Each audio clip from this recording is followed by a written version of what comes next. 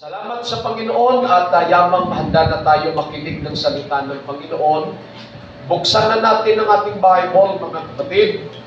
1 Corinthians chapter 1. Babasahin natin ang 27 up to verse 29.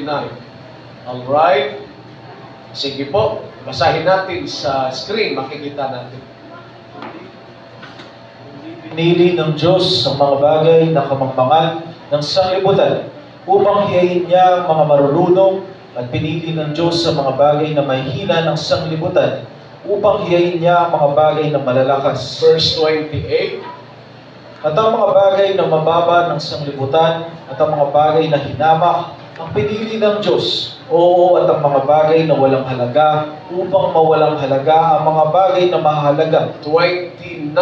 Upang walang laman na magmapuri sa harapan ng Diyos. Purihin ang ating Diyos na buhay. Ngayong umagang ito, nais kong mag-share sa inyo ng isang payak, simpleng aralin.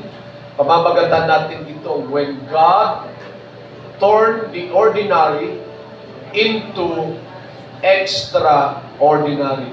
Please be seated. Salamat sa ating buhay na Diyos. Amen. Si Brother Dads, nandiyan pala. Magandang umaga sa iyo. Purihin ng Panginoon. Pagpalain tayo ng buhay na Diyos, when God turned the ordinary into extraordinary. There are times, iniisip natin, na tayo'y walang gamit sa church o sa gawain ng Panginoon. Iniisip natin, taga-upo lang tayo, taga-palakpak lang tayo, at iniisip natin kasi hindi ako gaanong nakapag-aral, hindi ako kasing galing, kasing talino ng iba, o dili kaya kasi ordinaryong Kristiyano lamang ako, o ordinaryong mananampalataya lang ako, yung talento ko ay hindi katulad sa talento nila, ordinaryong tao lang ako. Minsan, ito ay nagiging hadlang upang hindi tayo makapagpagamit sa Diyos, mga kapatid. Yung kaisipan natin na yun. Pero sa Biblia, halos lahat ng ginamit ng Diyos ay mga ordinaryong tao lang din. Pangkaraniwang tao lang. Pangkaraniwang Kristiyano lamang. Nire-remind sa atin ng salita ng Diyos, ang hinahanap ng Diyos ay hindi naman extraordinaryong mga Kristiyano. Ang hinahanap ng Diyos ay mga taong may pusong handang magpasakop sa Diyos, handang sumamba sa Diyos, handang magpagamit sa Panginoon. Yan ang hinahanap ng Panginoon, mga kapatid. Sabihin mo sa iyong katabi, kahit ordinaryo tayo, sige po, sabihin mo, extraordinary tayo sa kamay ng Diyos. Amen. May isang guro na nagtuturo, mga kapatid, sa kanyang estudyante, at habang siya'y nagsusulat sa blackboard, napansin ng estudyante na ang kanyang guro ay may hawak na lumang lapis. Mapurol, maiksi, at wala nang pambura sa dulo. Lumapit ang isang estudyante at sinabi, "Ma'am, bakit po hindi kayo magpalit ng lapis? Gumamit kayo ng bago. Medyo pangit na po ang lapis ninyo." Ngumiti ang guro at sinabi, "Alam mo anak, kahit ordinaryo at luma itong lapis kung ito, kaya pa rin niyang magsulat ng mga magagandang bagay. Basta hawak ito ng tamang kamay." Praise God. God sees potential in the ordinary. Si Moses, nang tawagin siya ng Diyos, hindi na po siya prinsipe, mga kapatid. Wala na siya sa palas. Siya ay nag-aalaga na lamang sa Midian ng tupa ng kanyang biyanan. Isang pangkaraniwang trabaho sa panahong yaon. But you know what? Doon siya tinawag ng Panginoon. Hindi tinawag si Moses nung siya'y nasa palas, nung siya'y prinsipa sa Ehipsyo. Tinawag siya ng Panginoon nung siya'y nandoon sa ilang at ang kanyang hanap buhay ay pag-alaga ng tupa. Exodus chapter 3 verse 10. Ito ang sabi ng Bible to 11. Halika nga ngayon at ikaw ay aking susuguin kay Faraon upang iyong ilabas sa Ehipto ang aking bayan na mga anak ni Israel. 11. At sinabi ni Moises sa Diyos, sino ako upang pumaroon kay Faraon at upang ilabas sa Ehipto ang mga anak ni Israel? Praise God. Tinawag ng Panginoon si Moses at ang sabi ng Lord kay Moses, Moses, isusugo kita sa Ehipsyo at ang aking bayan, ang aking anak, ang aking Israel ay ilabas mo sa pagkaalipin. Sinabi mga kapatid ni Moses sa Diyos, sino ako upang humarap kay Paraon? Yung pangangatwiran na ito ni Moses ay valid mga kapatid. Why? Sapagkat kilala ni Moses ang kanyang sarili. Wala na siyang kapangyarihan. Wala na siyang magagawa. Siya'y isang pangkaraniwang pastol na lamang. Kilala niya rin si Paraon at alam niya rin kung anong mayroon doon sa Ehipsyo. Kaya nga ang sabi ni Moses, sino ako Diyos upang humarap kay Paraon at upang ilabas ko ang Ehipto mula sa pagkaalipin. Then pagdating sa chapter 4, verse 1, patuloy, tingnan natin. At si Moises ay sumagot at nagsabi, datapat narito, hindi nila paniniwalaan ako, nititingin ang aking tinig sapagkat kanilang sasabihin, ang Panginoon ay hindi napakita sa iyo. Praise the Lord. Sumagot si Moses, dagdag pa niya, ang bayan mo, Panginoon, ang bayang Israel, pagparoon ko sa kanila'y hindi nila ako paniniwalaan. Hindi nila pakikinggan ang aking tinig at sasabihin nila sa akin, sino ang Panginoon na nagpakita sa iyo? Then, verse 2. At sinabi sa kanya ng Panginoon, ano yung nasa iyong kamay? At kanyang sinabi, isang tungkod. Praise God. Sa kanila, mga kapatid, ng pangangatwiran, rason ni Moses, ay kinausap at tinanong siya ng Diyos. Ang sabi ng Diyos sa kanya, o sige, ano ba yung nasa iyong kamay? Ano ba yung hawak mo? At siya'y sumagot, isang tungkod po, Panginoon. Praise God. Sinasabi ni Moses, wala siyang kakayahan, wala siyang kapangyarihan, wala siyang magagawa, mga kapatid, sapagkat totoo namang tagapag-alaga na lamang siya ng tupa. Sabi ng Lord, o sige, ano ba yung hawak-hawak mo sa iyong kamay? Sumagot siya, isang tungkod po, Panginoon. Gamit niya sa pagpapastol ng mga tupa. Tingnan natin yung verse 3 at yung verse 4. At kanyang sinabi, ihagis mo sa lupa, at kanyang inihagis sa lupa. At naging isang ahas, at si Moises ay tumakas sa harap ng ahas. Verse 4. At sinabi ng Panginoon kay Moises, iunan mo ang iyong kamay, at sunggaban mo sa buntot. At kanyang iniunat ang kanyang kamay, at kanyang hinawakan, at naging isang tungkod sa kanyang kamay. Verse 5, tuloy na natin. Upang sila'y maniwala na ang Diyos ng inyong mga magulang, ang Diyos ni Abraham, ang Diyos ni Isaac, at ang Diyos ni Jacob. Upang sila'y maniwala na kita'y aking sinusugo, yung tungkod na hawak mo ay magiging kapangyarihan, magiging sandata, o di kaya'y sandigan mo upang ilabas mo ang aking bayan mula sa pagkaalipin sa Ehipsyo. Nang hawakan ng Diyos ang tungkod ni Moses, ito'y naging instrumento upang mapangyari ang mga milagro at mga himala. Tandaan natin, hindi hinahanap ng Diyos ang mga extraordinary ability di kaya yung mga bagay, mga kapatid, na parang imposible, ang hinahanap lang ng Diyos ay ito, ang availability natin. At hayaan mong Diyos na ang gumawa ng makapangyarihang gawa sa buhay mo. Kung ano ang nasa kamay natin, talento, oras, simpleng puso, na kapag inalay natin sa Diyos, mga kapatid, nagiging extraordinary. Anong meron ka ngayon, yun ang ibigay mo sa Panginoon. At kapag ang bagay na ya'y nasa kamay na ng Panginoon, praise God, nagkakaroon niyan ng kapangyarihan. Praise the Lord.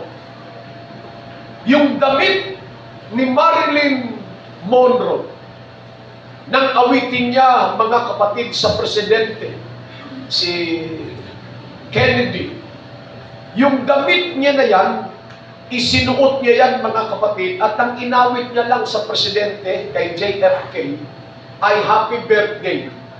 Did you know that? Nang yan ay maibenta, nabili yan 4.8 million. Nung ma-auction yung damit niya na yan, mga kapatid. Ang jacket ni Michael Jackson, nang awitin niya, mga kapatid, ang Thriller. Alam niyo po bang naibenta yan ng 1.8 million, mga pangkaraniwang damit. Yung salamin ni Michael Jackson, or rather, John Lennon, I'm sorry, naibenta yan ng $183,000. Kung paano nabili, mga kapatid, yung damit ni Marilyn at yung damit, mga kapatid, ni Michael Jackson, yung salamin ni John Lennon, could you imagine, mga pangkaraniwang gamit lang yan. Pero nabili ng napakamahal. At yung hairbrush ni Hitler, nabili, mga kapatid, ng $30,000. Praise the Lord. Bakit ganito ang presyo niyan? Pagkat ito'y nahawakan at naging pagmamayari ng isang kilalang tao. We are nobody. Tayo, wala naman tayong kwenta. Nagkaroon lang tayo ng value. Naging extraordinary tayo nang ibigay natin sa Diyos ang ating mga buhay. Praise God. Yung testimony nga, mga kapatid, ni Sister Mai, no? Pinaresyuhan lang yung kanyang mama, 20,000. Pero tayong mga Kristiyano, kahit ang yaman ng mundo, hindi kayang itumbas sa kaluluwa natin. Praise God. Kaya nga, iniwan ni Kristo, mga kapatid, ang langit. Bumaba siya sa lupa sapagkat ganun kahalaga ang presyo mo sa harapan ng Panginoon. Walang katumbas ang buhay o kaluluwa natin. Everybody say, praise the Lord. Amen and amen. What else? Number 2, God multiplies what we offer. Lahat ng ginagawa natin para sa Diyos ay hindi sayang. Okay? Lahat po ng ginagawa natin para sa Diyos ay hindi sayang. Kahit maliit na bagay, mga kapatid, hindi sayang. Sapagkat tinutumbasan yan ng Panginoon. Natutuwa ako, mga kapatid, sa sinabi ni Sis Bao kanina, na talagang pinagdalaanan niya yung mga candies na isinasabit sa ating mga kapatid sa tuwing sasapit ang ating kaarawan. Isang maliit na bagay, ano ba naman yan? Candies lang yan. Pero tingnan ninyo, pag araw ng birthday ninyo, at pag sinabitan kayo ng candy, aminin nyo matindi, may ngiti sa labi ninyo. Yung iba nga nagtatampo bakit hindi ako nasabitan? Birthday ko O hindi ba, mga kapatid? Nagtatampo nga eh. Thank God, salamat Sisbaw sa mga candies na yan. O nagbibigay ngiti yan, mga kapatid, sa mga labi ng mga kapatid na nasasabitan. Yung mga maliliit nating bagay na ginagawa, maaring maliit lang yon. Pero alam niyo po, sinasabi ng Hebrews chapter 6 verse 10, hindi tayo nawawalan ng kagantihan, mga kapatid, sa langit. Lahat ng maliit na bagay na ginawa natin para sa Diyos ay hindi walang kwenta, kundi may halaga sa paningin ng Panginoon. Ano sabi ng Bible? Isang malamig na tubig lang, isang basong malamig na tubig lang ang ibigay mo sa lingkod ng Panginoon. Hindi siya mawawalan ng kagantihan sa langit. Mga kapatid, naalala ko yung verse na yan. Doon kami, mga kapatid, ay umakyat sa bundok. Nag-mission trip kami, mga kapatid. Nagbisita iglesia kami. Meron kaming nasumpungang bahay doon sa taluktok na ng bundok, sapagkat yung simbahan natin nandoon pa sa mas taluktok ng bundok doon sa bayugan, mga kapatid. Meron kami nakita doon na bahay. May maliit siyang tindahan, mga kapatid.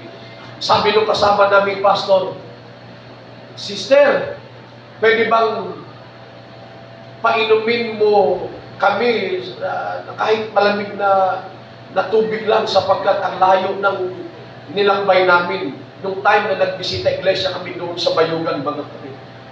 Dagdag pa ng pastor, "Alam mo, sister, kapag pinainom mo ang lingkod ng Diyos ng isang basong tubig, hindi ka mawawalan ng kagantihan sa langit. Pagpapalain ka, ibibless ka, pagkagalingin ka ng Panginoon."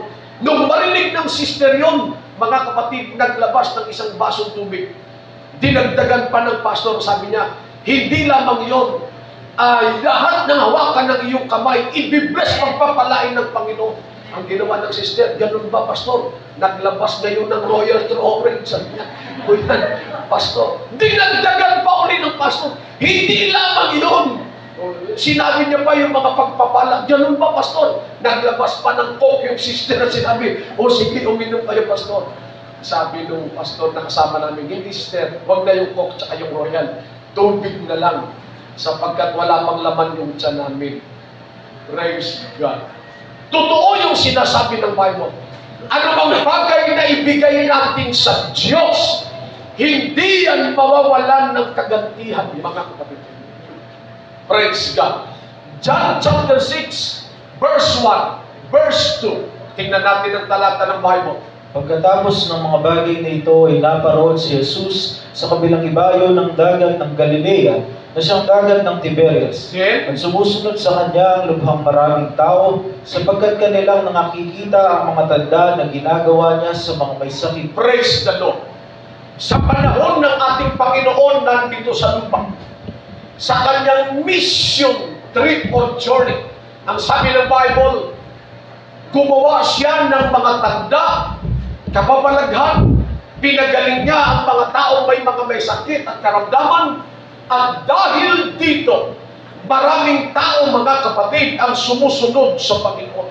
Na gusto ko pong maintindihan natin, hindi po biro ang magmisyon, mangaral, mga kapatid, ng salita ng Panginoon. Maaring ikaw ay mainitan, maambunan, mga kapatid, o di kaya ay kung ano-ano ma-encounter mo sa daan. Nung kami nandun sa bayugan, yung isang oras na takbo namin, mga kapatid, pataas, talagang grabe yung lubak. Yung paglalakbay namin, 2 oras. Yung 1 oras, mga kapatid, ramp lahat yun. Buti kami, ako, nakakatayo ako. Kasi yung sinakyan namin elf, doon sa elf, mga kapatid, 12 kami na nakaupo doon. Nilagyan lang ng kahoy, mga kapatid, na upuan. Kapag ramp na tumatayo ako, hindi ko kaya talaga, masakit talaga sa puwet. Alam nyo, naawa ako sa kasama naming pastor, si Pastor Felix. Kasi hindi siya talaga tumayo. Pababa at paakyat, hindi talaga siya tumayo. Kasi pag tumayo siya, mga kapatid, masyadong mahirap sa kanya, sobra talagang tagtag. Praise God. Hanggang sa makapag-mission kami, makauwi kami, doon ko naisip na itong hirap na ginawa namin na to, mas mahirap siguro yung hirap na naranasan ng Panginoong sa Kristo nung siya'y nag-mission sa lupa. Sumunod sa Panginoon ang 5,000 na kalalakihan. Hindi pa kasama sa bilang mga kapatid ang mga babae at ang mga bata, sapagkat ang binilang lang that time ay mga kalalakihan at umabot sila ng 5,000. Ipagpalagay na lamang natin, 15,000 na lang ang bilang nila. 5,000 sa lalaki, 5,000 yung mga babae, at 5,000 din yung mga batang nandoon na kasama nila. Pagpalagay na lang natin, 15,000 ang mga taong sumunod sa Panginoon. Then, nagtanong ang Panginoon kay Felipe. Ang sabi ng Panginoon, paano natin pakakainin itong mga tao dito? Nagtanong ang Lord ng ganyan, hindi dahil sa hindi alam ng Panginoon ang kanyang gagawin. Tuloy natin sa next verse, kindly. Praise God. Verse 5. Itinanaw nga ni Jesus ang kanyang mga mata, at pagkakita ng lubhang maraming tao ay lumalapit sa kanya, ay sinabi kay Felipe, saan tayo magsisibili ng tinapay upang makakain ng mga ito? Nagtanong ang Panginoon kay Felipe, Felipe, sa paningin mo, saan tayo makakabili ng pagkain para makakain ng kaunti itong mga taong sumunod sa akin? Ulitin ko po, hindi dahil sa hindi alam ni Kristo yung kanyang gagawin. Tiyak alam ng Panginoon. Bakit nagtanong ang Panginoon na ganito? Saan tayo bibili ng makakain para makain ng mga ito? Tingnan natin sa verse 6, kindly.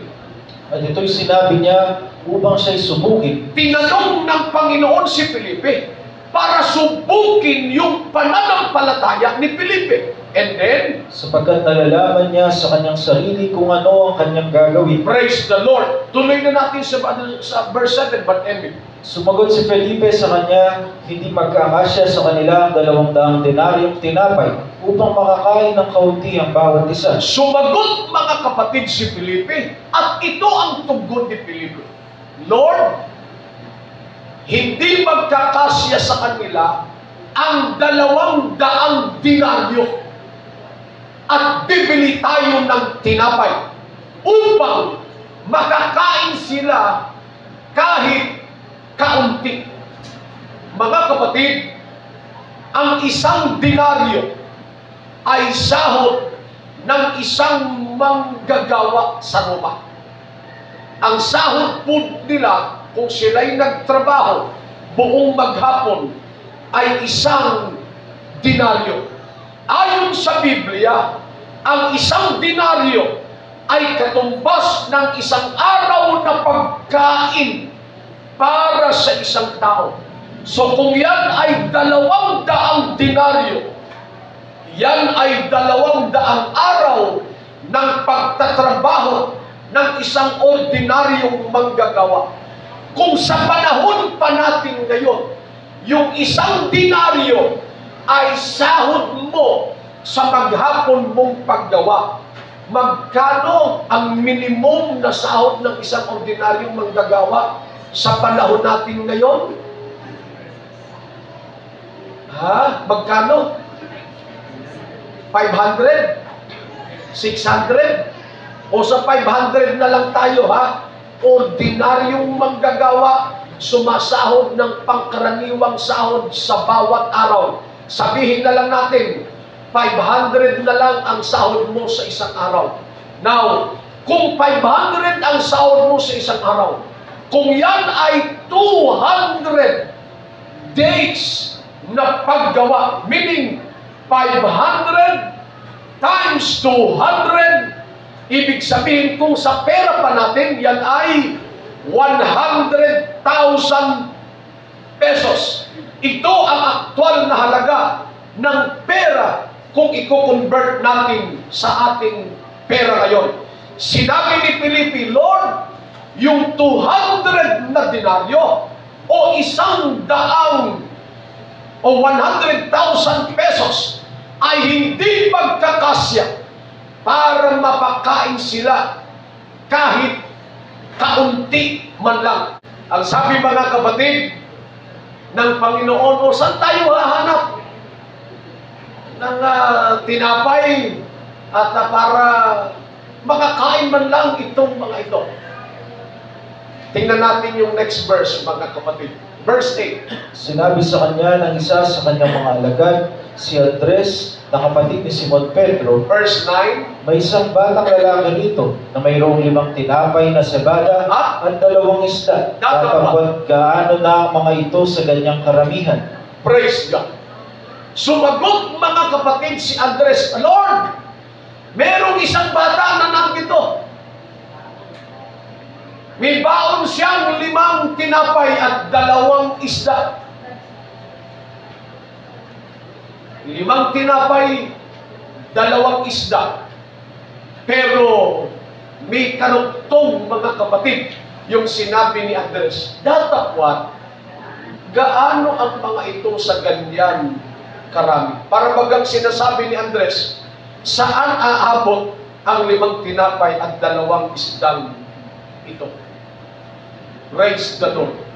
Now, kahit mathematician tayo, imposibleng mapakain mga kapatid ang 15,000 katao sa pamagitan ng 5 isda at 2 o 5 tinapay at 2 isda.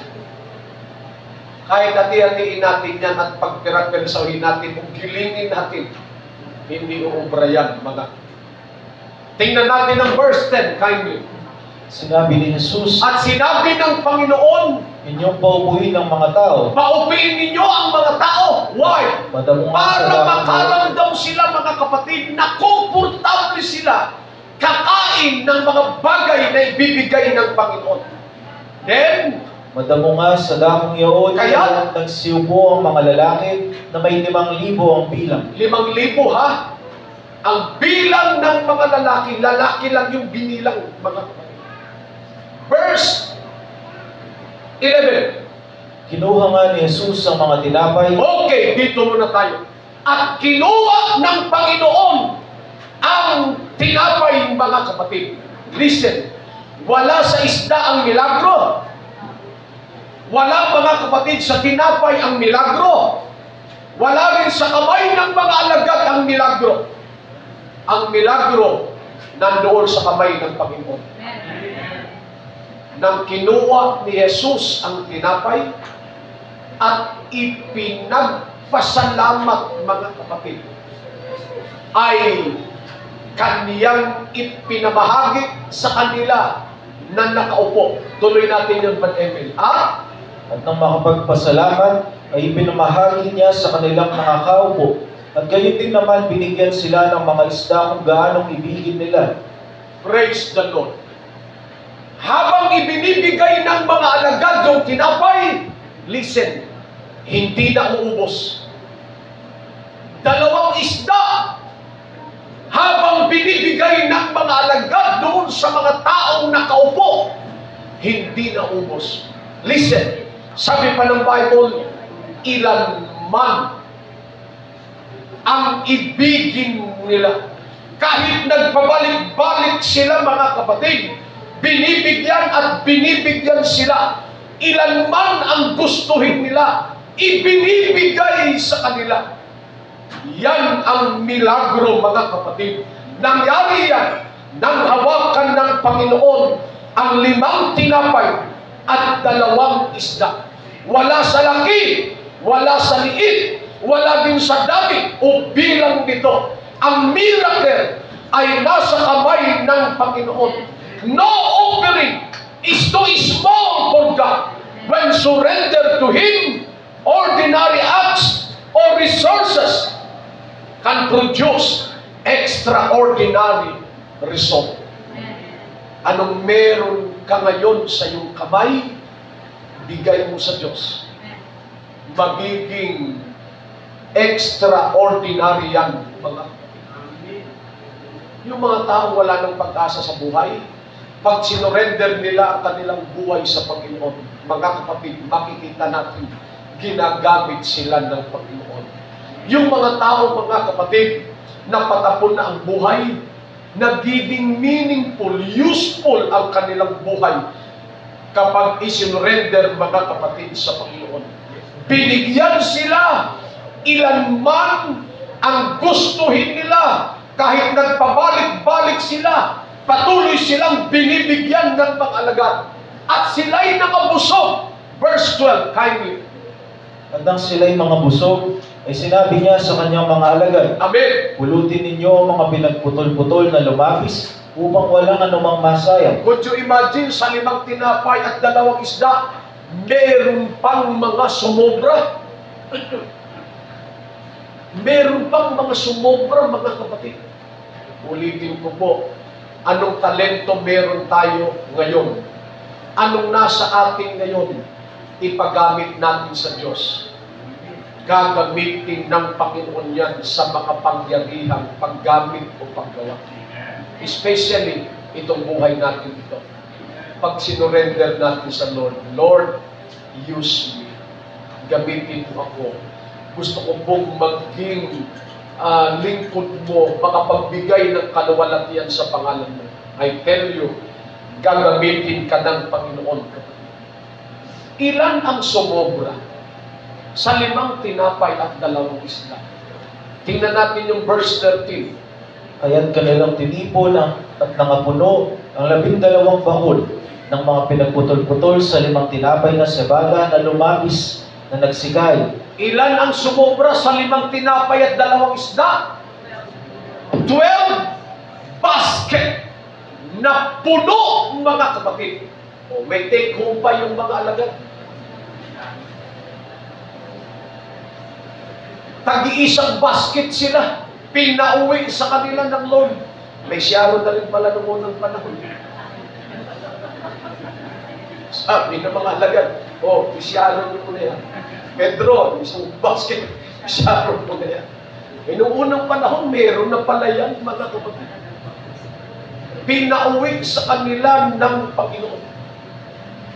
Amen. 12 basket para sa 12 apostles.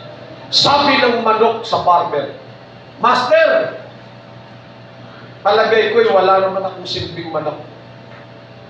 Then, ang ginawa ng kanyang master na farmer, kumuha ng itlog, mga kapatid. At sabi ng farmer sa manok, Manok, itong itlog na ito, ibigay mo sa kambing. Binigay ngayon ng manok sa kambing yung itlog. Inisnab ng kambing. Sabi ng kanyang master, ibigay mo sa kabayo. Nung ibigay ng manok yung itlog sa kabayo, hindi man lang pinansin, mga kapatid, ni kabayo. Ang sabi ngayon ng master, o ibigay mo naman sa aso. Nung binigay ng manok yung kanyang itlog sa aso, dinilaan lang ng aso. Then kinuha ng master, mga kapatid, o ng farmer, yung kanyang itlog, ibinigay sa manok, at sinabi ng master, upuan mo yung manok mo, o yung itlog mo. Inupuan ngayon ng manok yung kanyang itlog. Makalipas ng ilang araw, napisa yung itlog, at isang sisiw ang lumabas, mga kapatid. Kapag tayo po'y nagpagamit sa Diyos, ibibigay, mga kapatid, natin ang ating buhay, sarili sa Diyos. Tiyak, may paggagamitan sa atin ng ating Panginoon. Praise the Lord. Number 3, God works through ordinary people. Si Esther, ordinaryong babae, pero naging queen, naisalba niya ang kanyang bayan sa pagkapahamak. Si Mary, ordinaryong babae, pero nagsilang ng tagapagligtas ng mundo. Si Daniel, or rather si David, ordinaryong pastol, pero naging hari, mga kapatid, sa Israel. Si Daniel, na-promote, mga kapatid, sa Babylonia, at isa sa pinagkatiwalaan ni Nabucodonosor.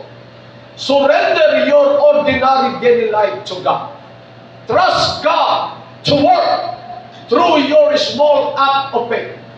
Be faithful in simple things because God can multiply beyond measure. Hindi na po kinakailangan maging famous pa tayo. Mayaman, powerful, para magamit tayo ng Panginoon. Do not underestimate small acts of obedience. They can impact many.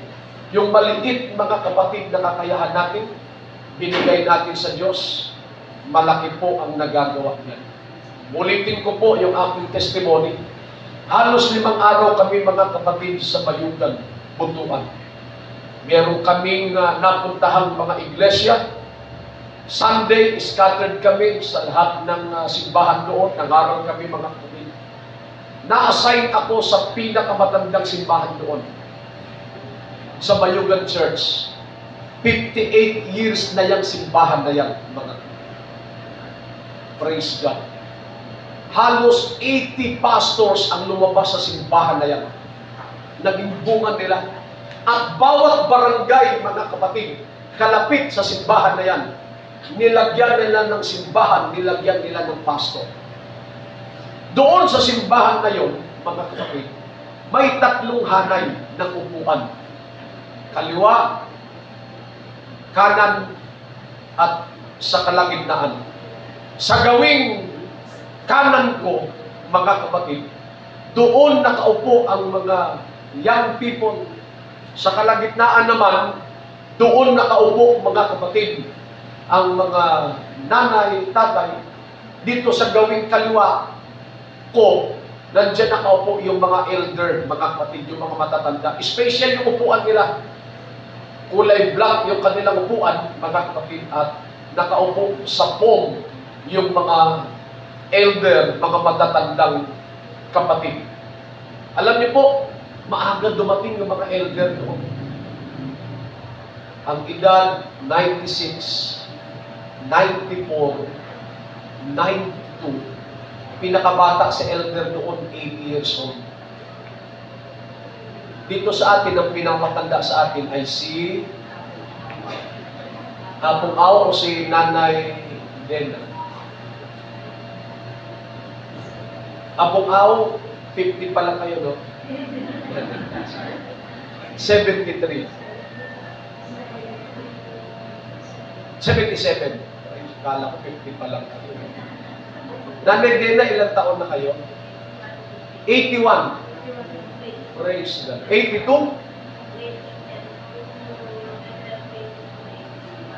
81. Praise God. 81. Mga bigyan tayo ng lakas ng Lord. Abutin natin yung mga taon na yan. Nagpa-picture ako sa isang nanay. Ang simba nila doon, alas 7:30. 6:30 pa lang, itong nanay na ito na nasa picture, mga kapatid, alas 6 pa lang nasa simbahan na.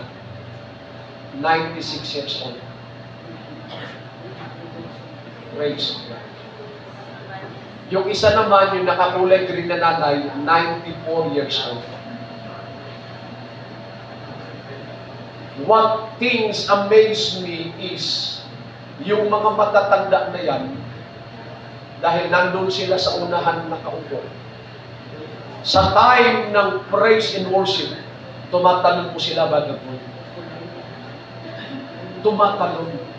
96 years old, sumasayaw, mga kapatid, sa time ng praise and worship. 94 years old, mga kapatid, praise God. Kung pumalakpak sa Panginoon, ganun na lang. Yung maliit na bagay na ginagawa nila, hallelujah, may impact sa mga Kristiyano doon. Makita pa lang sila. Iba na yung nararamdaman ng mga Kristiyano. Bakit po? Kasi nga sa edad nilang yaon, 96, 94, 92, kaya pa nilang tumalon, lumundag, sumayaw, mga kapatid, sa Panginoon. Nakakahiya para sa atin na malalakas kung hindi tayo magpupuri, mga kapatid, sa Panginoon. My point is, yung maliit nilang ginagawa, may impact sa nakakakita sa kanila.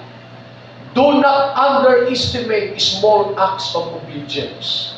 They can encourage, impact many. Kaya nga yung maliit nating pagsimba, maliit nating paglilingkod, maliit nating pagtatapat, mga kapatid, hindi nyo lang alam kung anong encouragement ang naibibigay niyan sa inyong katabi na mananampalataya sa Panginoon. Hindi nyo ba napansin pag-absent kayo, hinahanap kayo ng katabi nyo sa upuan? Si sister, wala ah. Sapagkat yung presensya ninyo, nagbibigay encouragement sa ibang mga kapatid na kasama natin sa paglilingkod. Kaya huwag tayong niliban sa pagsamba. Amen. Amen. Sapagkat yung presensya mo, nagbibigay kalakasan sa iba. Remember that God's power is greater than your limitation. Maaring may mga kakulangan tayo. Maaring may mga bagay, mga kapatid, na wala sa atin. Pero kung anong meron ka, yun ang ibigay mo sa Panginoon at ipagamit mo sa Panginoon. I tell you, sa maliit mong bagay na yan, diyan po mapaparangalan ang pangalan ng Panginoon. Shall we all stand? Praise God. Pwede bang mag-alay tayo sa Panginoon ng mataas na pagsamba, mga kapatid? Pwede bang magbigay tayo sa umaga nito ng mataas na pagpupuri sa Panginoon? Hindi ordinaryong pagsamba, but extraordinary worship. Hindi pagsamba, mga kapatid, na walang dating, kundi pagsambang kayang yumanig sa trono ng Panginoon. Isang pagsambang kayang yumanig sa kuta ng kaaway. Isang pagpupurit pagsamba na sa pagtaas natin ng ating kamay, mapipig na natin ang presence ng Lord.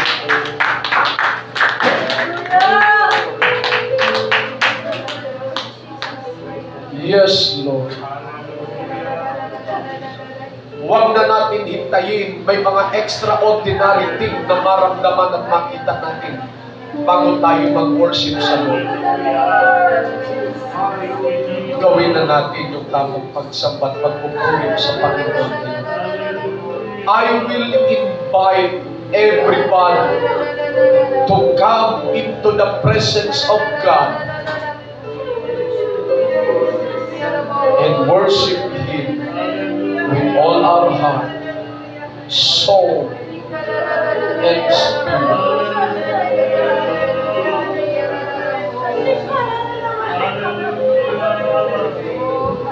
Nung makita ko yung mga matatanda na tumatakbo at nagpupuri sa Lord, you know that?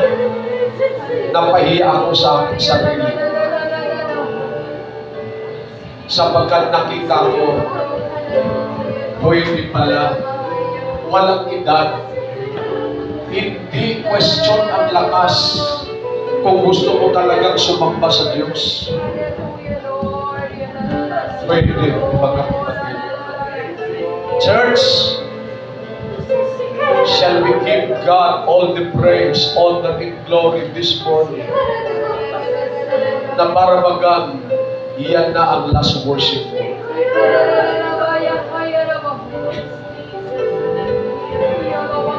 Hindi natin alam kung ano ang mangyayari sa mga susunod na araw. Pwede ba natin sambahin ang Panginoon na parang huling pagsamba na natin pagkakali? Everybody, raise your hands and worship the Lord right now. For the Lord is searching, looking, naghahanap ng mga tunay na mananamba sa Kanya sa Espiritu at katotohanan. At sana'y tayo yaong hinahanap ng Diyos na sasamba sa Kanyang pangalan.